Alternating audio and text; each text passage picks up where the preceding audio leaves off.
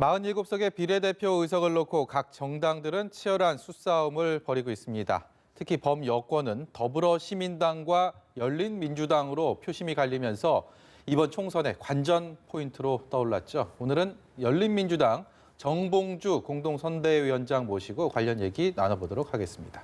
안녕하세요. 예, 안녕하세요. 정봉주입니다. 네.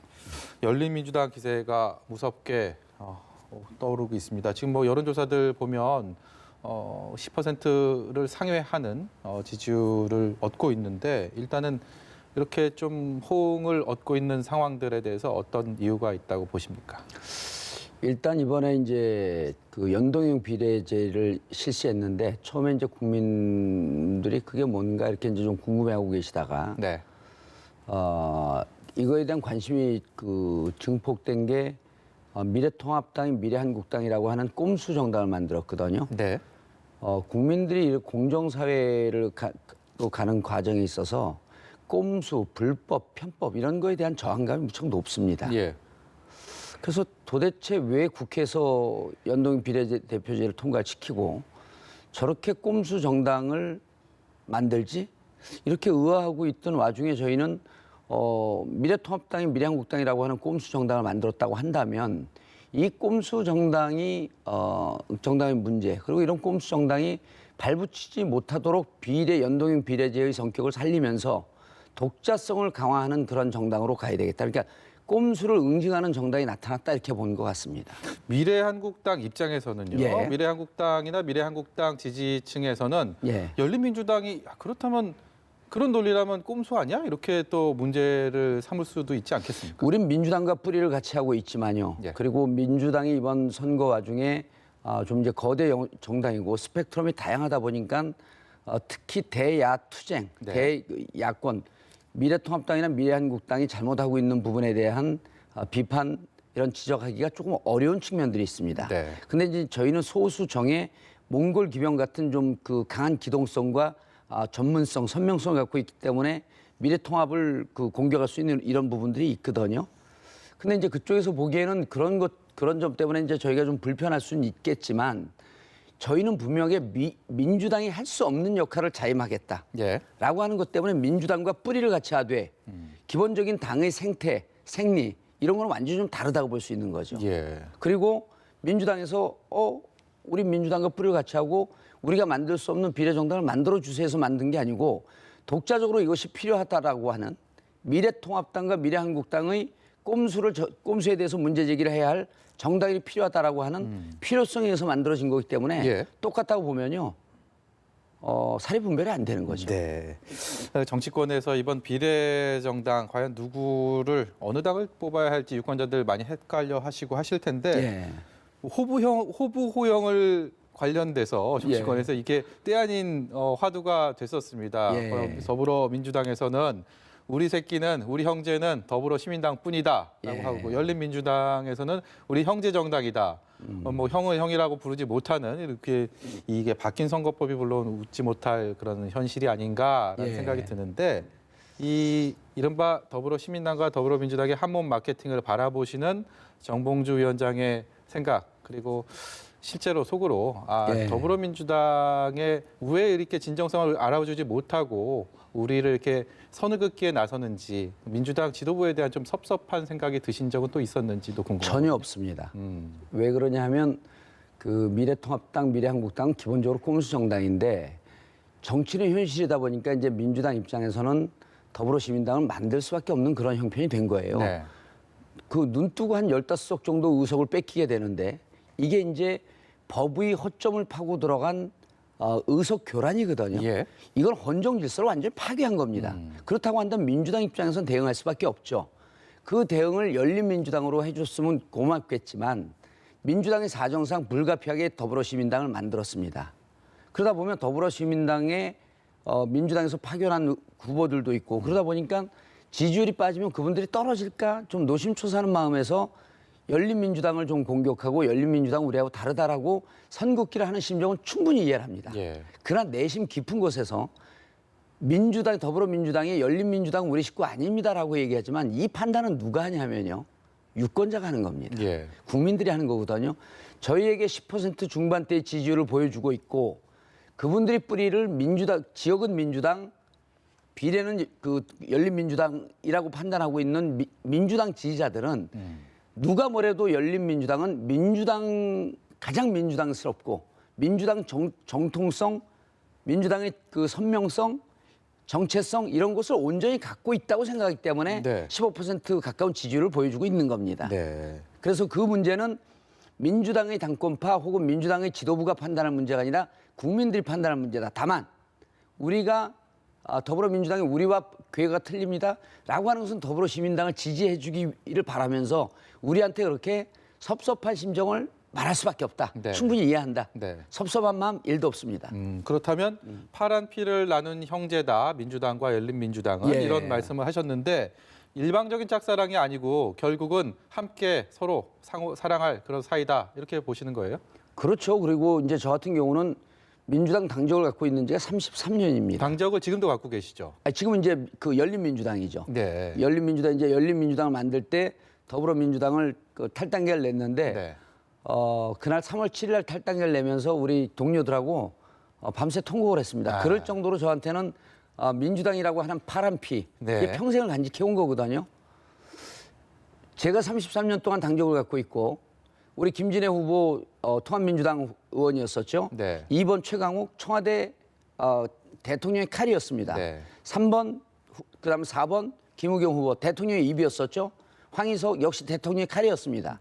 이런 후보들을 보면서 유권자들은 이 후보들을 보니 또 이분들이 뽑히는 과정을 보니 이분들이야말로 정말 대통령과 함께할 사람, 이분들이야말로 진정한 민주당의 정통성에 부합한 사람 이런 판단을 해주고 있는 거죠. 예. 예. 지금 민주당 입장에서는 선거를 치르면서 이제 각 당의 어떤 선거 프레임이라는 게 있지 않습니까? 예. 근데 이 선거의 구도를 이른바 조국 전 장관에 대한 조국 수호와 반조국 뭐 이런 프레임에 대해서 좀 부담스러워하는 기색이 역력하고 예. 반면에 통합당 쪽에서는 이 프레임을 계속 가져가고 싶어 합니다. 근데 예. 지금 열린민주당에서는 조국 전 장관에 대한 어떤 일종의 캐치프레이즈가 선거에서도 많이 이렇게 강조되고 있지 않습니까? 예. 그렇다면 이게 역으로 민주당에게 좀 부담이 될 거다라는 생각은 안 드셨는지요? 지역구에서 부담될 거라고 하는 예견은 있었지만 지역구 출마한 후보들이 지금까지 결국은 미래통합당에서 조국 프레임을 놓으려고 했던 것은 별로 효과를 보지 못했습니다. 그리고 방금 이 방송 시작하기 전에 황교안 후보가 네. 불공정의 그 아이콘 조국이다라고 얘기했는데 저분 그 법무부 장관 맞는지 묻고 싶습니다. 저분 사법고시 패스했는지 묻고 싶은 게 자, 조국 장관이 뭘 잘못했죠? 자, 검찰이 기소했습니다. 검찰은 범죄 혐의가 있다고 기소를 했고 대한민국 이 재판부는 3심 제도를 갖고 있습니다. 그리고 모든 국민은 대법원 확정 판결 되기 전까지 무죄 추정의 원칙입니다. 그럼 조국을 기소한 건 검찰이고 이거에 대한 최종 판결은 재판부의 판결인데 황교안 저분은 조국을 마치 대한민국 불공정의 아이콘이라고 하는데 율사 출신, 법무부 장관 출신 저런 얘기하면 안 됩니다. 저분 법무부 장관 했던 자격 박탈해야 됩니다. 네. 자격 없는 분입니다. 예. 무죄 추정의 원칙으로 그래서 우리는 조국을 당신들 검찰이 조국이 이러저러한 혐의가 있다라고 언론에 노출을 시켰고 그것도 그 피의 사실 유포한 거 아닙니까? 네. 불법 행위한 거죠. 그러나 우리는 조국 장관이 정말 문제가 있는지 끝까지 한번 가보자. 제가 조국 장관 정경수 재판 5번을 들어갔거든요. 이미 재판 시작하자마자 거의 재판부에서는 무죄에 대한 확신을 갖고 있는 듯했습니다. 그럼 저 같은 사람이 국민들에게는 그걸 가르쳤잖아요. 대법 확정 판결할 때까지는 무죄를 믿어줘야 된다. 저희는 그래서 조국 프레임 걸라는 겁니다. 그리고 대한민국 법리가 어떻게 되어 있고 이렇게 억울하고 아직 확정되지 않은 사람을 마녀사냥식으로 언론에서 재단을 해버리게 되면 그럼 모두가 다 유죄가 됩니까? 이렇게 적절치 않은 프레임을 놓고 있는 미래통합당에게 분명히 제가 경고하는데 그 조국 프레임 저희한테 주십시오. 그리고 저희에게 거십시오. 예. 더불어민주당이 불편해하니까 그럼 더불어민주당에게 제가 황교안 후보에게 경고합니다. 조국 프레임 저한테 거십시오. 예. 그 조국의 유죄라고 하는 주장 대법 확정 판결됐을 때 무죄가 났을 때 무슨 얘기할지 제가 따져 묻겠습니다. 예. 과거에 이제 뭐 선거운동 하실 때는 개인에 대한 선거운동이었지 않습니까? 근데 이제 당을 이끌면서 공동선대위로 물론 뭐 지역구 선거에 대한 지원은 아니지만 당을 알리는 게 정 위원장께는 급선무인 상황이기 때문에 예. 남은 일주일도 굉장히 바쁘게 지내실 거고 지난 공식선거운동 개시 이후에도 그렇게 지내오셨을 텐데 예. 가장 힘든 점이 뭡니까? 아무래도 이제 혼자 선거는 지역구만 보는데 선대위원장 5분이 다 유능하신 분들이에요. 근데 이제 전국 선거를 보고 당에서 이제 제가 전략기획위원장 출신으로 민주당에 있을 때 전국 선거를 봤지만 보통 전국 선거를 하더라도 지역구 후보들의 지지율이 올라가는 거에 관심을 갖는데 네. 비례대표 후보를 갖고 우리 당의 인지도를 끌어올린다라고 하는 것은 정말 한 번도 경험해보지 못한 새로운 생태계를 맞이한 거거든요. 예. 우리가 코로나19라고 하는 것 때문에 새로운 사회 생태계를 맞이했듯이 전혀 새로운 환경이기 때문에 우리가 가는 길 자체가 새로운 길이고 원칙이 되고 역사가 되는 과정입니다. 네. 그러다 보니까 무척 조심스러워지죠. 그런데 또 후보 한 분 한 분이 상당한 내공이 있고 전투력이 있는 분들 아니에요? 예. 근데 이분들이 고맙게도 또 한 17명이 완벽한 하나의 팀으로 이렇게 굴러가고 있는데 자, 지지율이 올라가는 건 안 보입니다. 지역에 뛸 때는 좀 보이거든요. 그래서 지지율이 올라가는 건 안 보이고 마치 안개 속을 헤매는 선거운동을 하고 있는 것 같아서 그게 제일 어렵습니다. 네. 그 열린민주당의 행보는요. 예. 지금도 궁금하지만 이 총선 이전보다는 이후가 사실 더 관심이 가거든요. 과연 더불어민주당과의 열린민주당과의 관계가 어떻게 결론을 낼지가 상당히 예. 궁금한데 지금 정봉주 위원장께서는 다른 인터뷰들도 통해서도 당대당 통합을 생각하고 계심을 분명히 하고 있었고요. 그리고 예. 민주당은 거기에 대해서 역시 어림없다라고 선긋기를 하고 있습니다. 이게 결국은 지분을 놓고 지분 싸움 벌이겠다는 게 아닌가라고 민주당 지지층에서는 그런 얘기를 하거든요. 예, 저는 분명히 이 자리를 통해서 선언을 하는데요. 네. 저도 정치를 할 만큼 했고요. 이해찬 당대표와 85년도에 만났습니다. 그리고 지금도 존경하고 있는 분이고 저는 민주당을 곤란하게 하거나 민주당을 괴롭힐 생각 추호도 없고요. 지분 요구할 생각이 없습니다.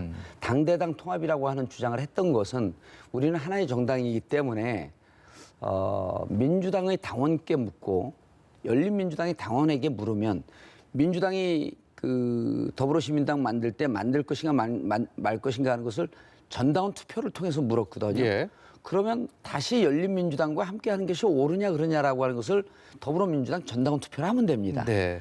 저희도 전당원 투표를 할 거예요. 그리고 이제 또 하나 저는 이런 것이 통합이냐 아니냐라고 하는 것이 자꾸만 정치 공학적으로 접근을 하는데 자, 지금까지 20세기까지 민주주의를 끌어왔던 그 원천에 뭐가 있었냐면 프랑스 대혁명이 있었습니다. 그런데 지금 전 세계가요. 2016년, 2017년 있었던 연인원 1,700만이 나왔던 촛불혁명을 가장 존경스러운 눈으로 바라보고 있고 네. 새로운 민주주의가 대한민국에서 시작되고 있는 것을 전 세계 정치인들이 목도하고 있습니다. 그렇게 성숙된 시민의식, 참여하는 시민의식이 결국은 지금 위기에 처해 있는 코로나19도 잘 대응할 수 있는 참여하고 공동체를 먼저 생각하는 사회구조가 만들어진 거거든요. 네. 그래서 저희 열린민주당의 태동은 하나의 공학으로 태동한 것이 아니라 2016년, 2017년을 관통했던 촛불혁명의 결과물이다. 그렇다고 한다면 새로운 민주주의로 우리는 가고 있다. 우리 몇몇 당직자, 몇몇 국회의원이 결정하는 정당 구조가 아니라 당원들과 함께 그리고 민주당을 지지하는 국민들과 함께 어느 길로 갈 것인가라고 하는 것을 대중의 바다에 우리를 빠뜨려 놓고 거기서 묻자라고 하는 게 저희들 주장입니다. 예. 손혜원 최고위원이 이런 말을 했네요. 25%의 정당 득표로 예. 12명 정도는 당선을 하는 게 그것도 보수적으로 잡은 목표다라고 얘기를 했는데요. 정 위원장께 마지막으로 단도직입적으로 예. 열린민주당 이번 총선에서 비례정당 몇 퍼센트 지지로 몇 석까지 기대하고 계십니까? 25%면 시뮬레이션 해보게 되면 한 16, 17석이 나오는데요. 네. 저희들한테 너무 이제 과분한 그 기대고 지금도 지지율이 올라가고 있다고 하지만 여전히 저희는 약한 정당이고 아직도 네. 힘이 부족합니다. 그래서 저희는 정말 국민분들께서 유권자분들께서 많이 지지해 주십사 하는 요구를 드리면서 지금 거대 민주당, 더불어민주당, 그다음 더불어시민당 양쪽에서의 공세가 저희를 무척 힘들게 합니다. 네. 그래서 우리 친정 정당에서 좀 저희를 좀 살살 좀 때려주시고 네. 저희가 지지율을 조금이라도 받을 수 있도록 좀 떡고물이라도 남으면 좀 저희에게 좀 건네주십사 하는 그런 부탁의 말씀입니다. 네. 예. 알겠습니다. 오늘 말씀 여기까지 듣도록 하겠습니다. 지금까지 열린민주당의 정봉주 공동선대위원장이었습니다. 고맙습니다. 예, 감사합니다.